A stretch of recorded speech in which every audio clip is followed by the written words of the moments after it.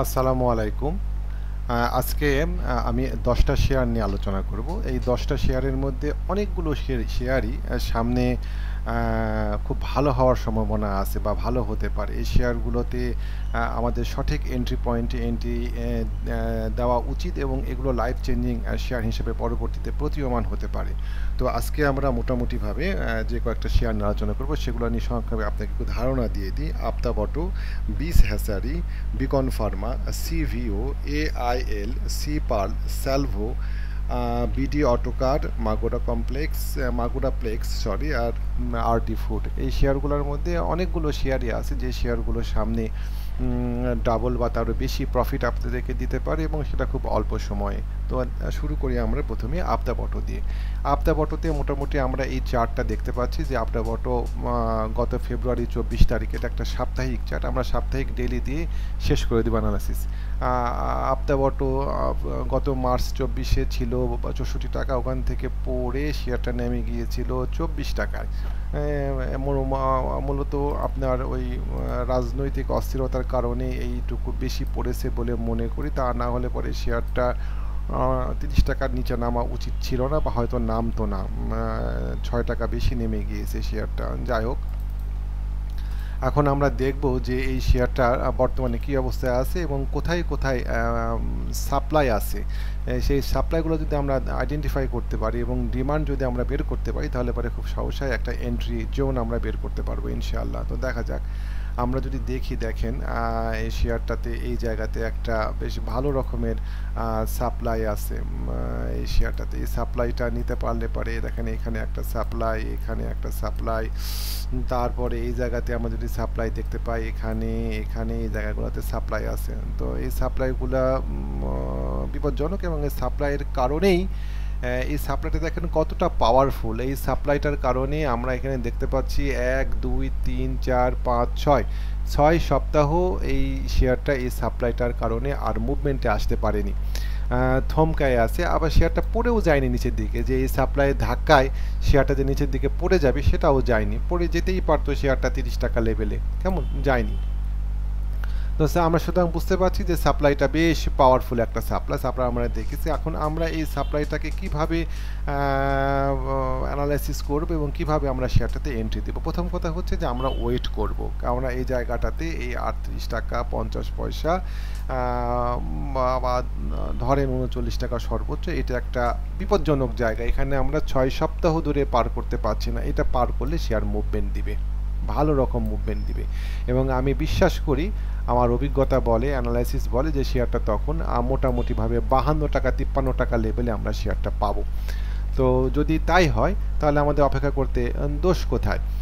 আর যদি কেউ মনে করেন যে না আমরা খুব অস্থির, আমরা অতক্ষণ দেরি করতে পারবো না, তাহলে পরে অন্তত পক্ষে এই যে এই পিনবার আছে, পিনবারের মাথা 37 টাকা 80 পয়সা, এটা ব্রেক করা পর্যন্ত অপেক্ষা করেন। আমি আশা করি শেয়ারটা ভালো হবে 38 টাকা পার করার সাপেক্ষে এবং খুব দ্রুততম সময়ে আমরা 52 টাকা শেয়ারটাতে পাবো।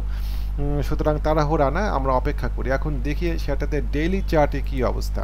ডেইলি চার্টে শেয়ারটাতে আমরা সব ডেইলি চার্টটা দেখব। সরি, ডেইলি চার্টে চেষ্টা করছে বারবারই, পারছে না। এখানে একটা ফ্ল্যাগ প্যাটার্ন মতন তৈরি করে রাখছে। ফ্ল্যাগ প্যাটার্ন যদি হয় তাহলে টার্গেট আশা করি 52-তে গিয়েই থামবে। এর বেশি আমরা আপাতত আশা করব না 52-তে। হ্যাঁ বলো।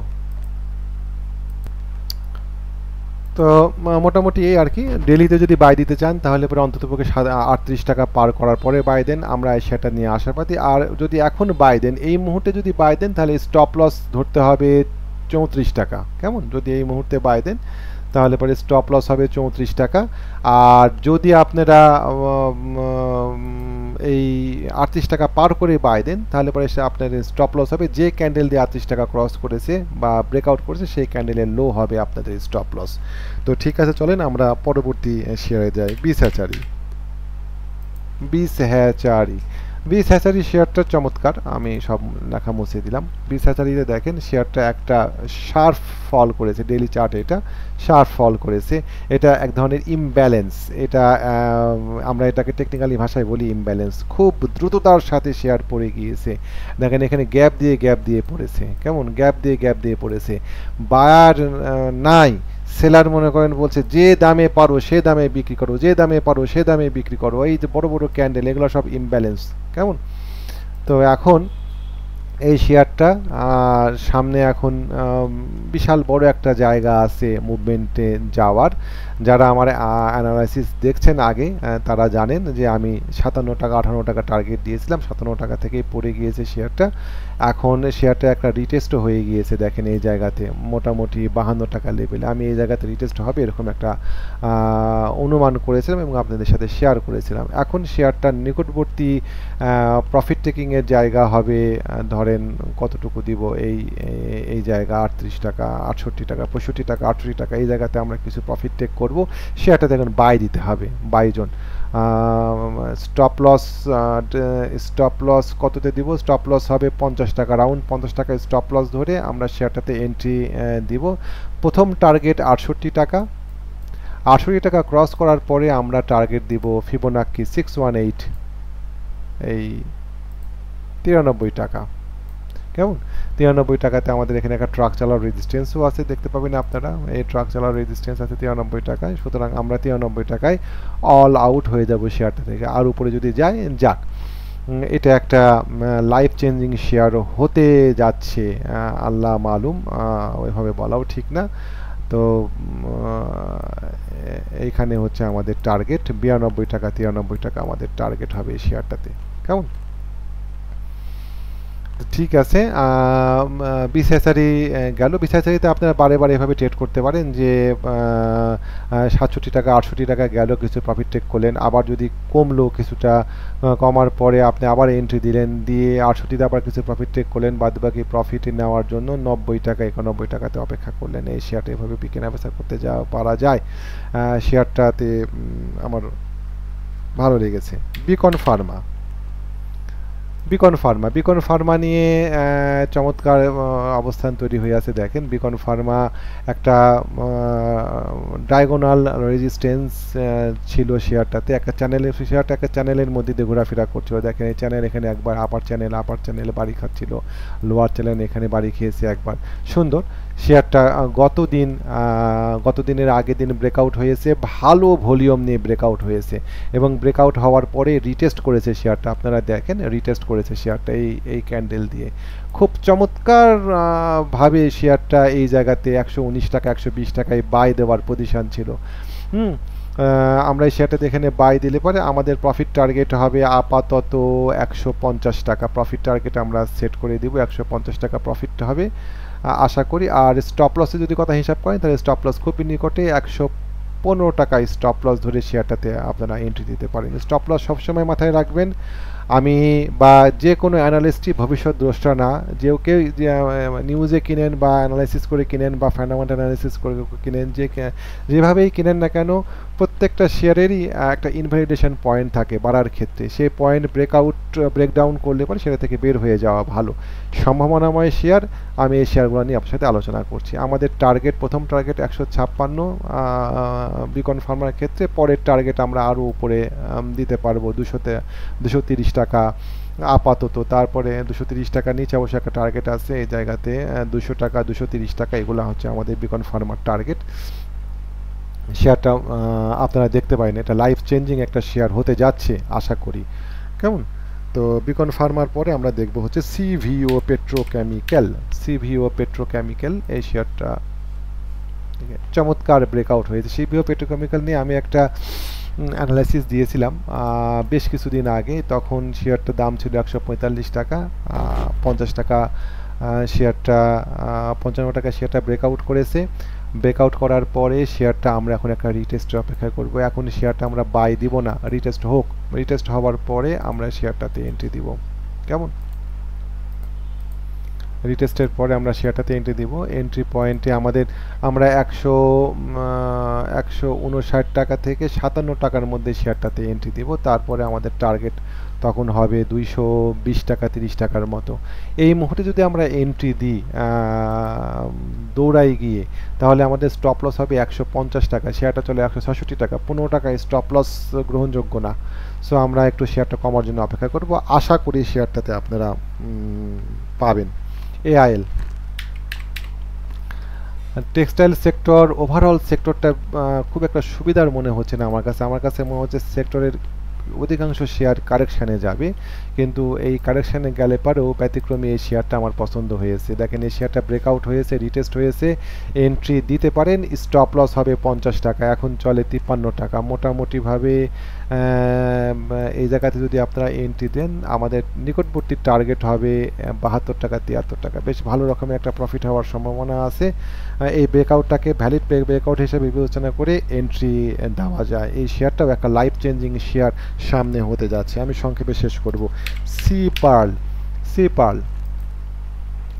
সিপাল শেয়ারটার মুভমেন্ট খুব স্ল্যাগিশ, শেয়ারটা খুব ফাস্ট মুভমেন্ট দিচ্ছে না, তবে আমি মনে করি এই শেয়ারটা সামনে অদূর ভবিষ্যতে আমরা শেয়ারটাতে 80 টাকায় যে এই লেভেলটা 80 টাকা 82 টাকা 83 টাকা পাবো, একবারে যাবে এরকম আশা না করাই ভালো। 70 টাকাতে কিছু প্রফিট টেক করা যেতে পারে, বাদ বাকি প্রফিট টেক আমরা 80-82 টাকাতে করব। শেয়ারটা ভালো পজিশনে আছে, আপনারা দেখতে পারেন এই শেয়ারটাতে। সিপার সময় লাগতে পারে কিন্তু দেখতে পারেন। স্যালভো কেমিক্যাল শেয়ারটা দেখেন একটা চমৎকার ব্রেকআউট ঘটে গিয়েছে শেয়ারটাতে, এই জায়গাতে ব্রেকআউট রিটেস্টও হয়েছে। স্যালভো কেমিক্যাল আমরা একটু সাপ্তাহিক চার্টটা দেখে আসি। স্যালভো কেমিক্যালের এই জায়গাতে আর একটা দেখেন ব্রেকআউট হয়েছে শেয়ারটা আমরা এখন এন্ট্রি দিব না। আমরা এন্ট্রি না দিয়ে আমরা অপেক্ষা করব আরেকটু বাড়ুক, আরেকটু যাক, আরেকটু ধরেন এই 33 টাকা লেভেলে যাওয়ার পরে 33 টাকা লেভেল থেকে ঘুরে ও যখন এখানে আসবে আবার 26-27 টাকা দিকে আসবে, তখন আমরা এন্ট্রি দিব। আমাদের প্রফিট টার্গেট হবে এই 43 টাকা 44 টাকা, তখন আমরা এখানে এন্ট্রি দিব। এখন এন্ট্রি দেওয়াটা খুব এত বাড়ার পরে এন্ট্রি গ্রহণযোগ্য না আর কি, সোজা কথা। আমরা শেয়ারটা মিস করেছি, আমাদের এখানে এন্ট্রি দেওয়া উচিত ছিল শেয়ারটাতে 24-25 টাকায়। যখন মিস হয়েছে তখন আমাদের কাঙ্ক্ষিত রেট না আসলে আমরা এন্ট্রি দিব না। আমাদের কাছে অনেক শেয়ার আছে। বিডি অটোকার আসলে এই লিস্টে আনতে চাইনি, আমার এক ফ্রেন্ড শেয়ারটাতে জানতে চাচ্ছিলেন কি হবে। বিডি অটোকারে আমাদের সাপ্লাই আমি এখানে আঁকিয়ে রেখেছি, এই জায়গাতে সাপ্লাইটা আছে, আমরা দেখলে বুঝতে পারবো। দেখেন এখানে একটা দেখেন কতগুলা রেজিস্ট্যান্স জায়গা জোন, এই জায়গাতে রেজিস্ট্যান্স জোন, এটা রেজিস্ট্যান্স জোন। আমি আশা করি বিডি অটোকার 155 এই জায়গাতে বাড়ি খেয়ে যাবে, বাধাগ্রস্ত হয়ে শেয়ারটা যখন আবার পড়বে তখন আমরা শেয়ারটাতে এন্ট্রি দেওয়ার জন্য অপেক্ষা করব 125 টাকা 26 টাকা রেটে। কেমন? 125 টাকা 26 টাকা রেটে শেয়ারটাতে আমরা এন্ট্রি দেওয়ার চেষ্টা করব। এই জায়গাতে এন্ট্রি দিব না আমরা, এত উপরে গিয়ে আমরা এন্ট্রি দিয়ে অ্যাকাউন্টকে ক্ষতিগ্রস্ত করব না। কেমন? খুব বেড়ে আছে বিডি অটোকারটাতে, আমরা যাদের কাছে আছে বিডি অটোকার তারা প্রফিট টেক করবেন 155 থেকে 60-এর মধ্যে, আশা করি পাবেন। আরডি ফুড শেয়ারটা বেশ ভালো। আমি যদি ডেলিতে দেখি তাহলে দেখতে পাবো ডেলিতে গতদিন ব্রেকআউট হয়েছে এবং একটা রিটেস্ট হয়েছে, আরডি ফুডের ব্রেকআউট রিটেস্ট। আমরা আরডি ফুডকে আশা করছি ইনশাআল্লাহ 28 টাকা লেভেলে শেয়ারটাকে আমরা পাবো। 28 টাকা পার যদি করে আপাতত তখন আমরা নেক্সট রেজিস্ট্যান্স দিব। আপাতত 28 টাকা আমাদের প্রফিট টার্গেট আরডি ফুড, এটাও একটা লাইফ চেঞ্জিং শেয়ার হতে পারে মেবি। মাগুরা প্লেক্স এই শেয়ারগুলো নিয়ে আমি আগেও আলোচনা করেছি। মাগুরা প্লেক্সের সামনে মাথার উপরে একটা রেজিস্ট্যান্স আছে, এত হাই উঠে যাওয়ার পরে শেয়ারটাতে আমরা এন্ট্রি দিব না। আমাদের টার্গেট 125 টাকা। মাগুরা প্লেক্সে যারা এন্ট্রি দিতে চান তাদের এন্ট্রি পয়েন্ট, তাদের প্রফিট টেকিং হবে 125 টাকা। 125 টাকায় অবশ্যই প্রফিট টেকিং করবেন। মাগুরা কমপ্লেক্সে এখন চলে 108 টাকা। এই শেয়ারটাতে আমরা নজরে রাখবো, এন্ট্রি দিব না, কারণ টার্গেট খুব নিকটবর্তী। এই নিকটবর্তী টার্গেটে আমরা এন্ট্রি দিব না। যদি বেড়ে যায় যাক। তো মোটামুটি এই ছিল আজকে 10টা শেয়ার। কিছু কিছু শেয়ার আছে সত্যি সামনে খুব ভালো হতে যাচ্ছে, কিছু শেয়ার আছে কিছু প্রফিট টেকিং করে অপেক্ষা করেন একটু কমার জন্য, আর কিছু শেয়ার এই মুহূর্তে না কেনাই ভালো। জি, ভালো থাকবেন, আল্লাহ ভরসা। আসসালামু আলাইকুম।